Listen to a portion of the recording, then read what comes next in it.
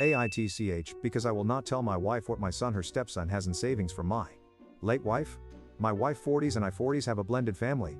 I have a 16-year-old son with my late wife. My wife has a 13-year-old daughter and a 12-year-old son with her ex-husband, and they share custody. We have a 4 and a 2-year-old together.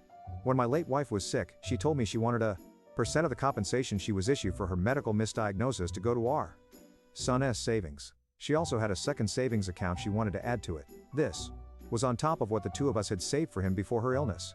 I honored her wishes and I continued saving for our son's future. This is a promise I made to my late wife that I have stood by.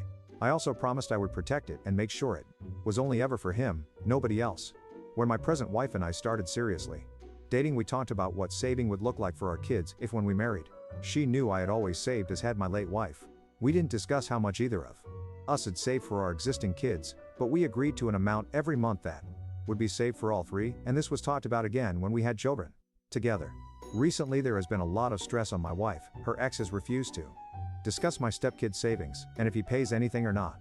She also feels like we haven't been able to save enough every month like promised, because it was just one thing after another.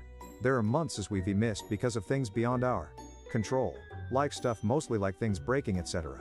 A few weeks ago my wife told me we should put all the cards on the table and discuss what all 5 kids have, and decide how we proceed with making sure everyone gets what they need for the future.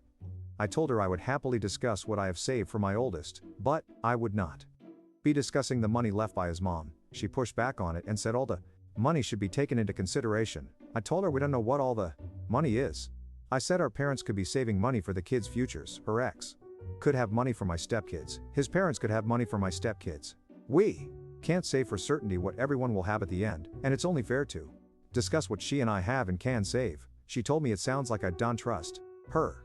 I responded by asking why she wants to know this so badly.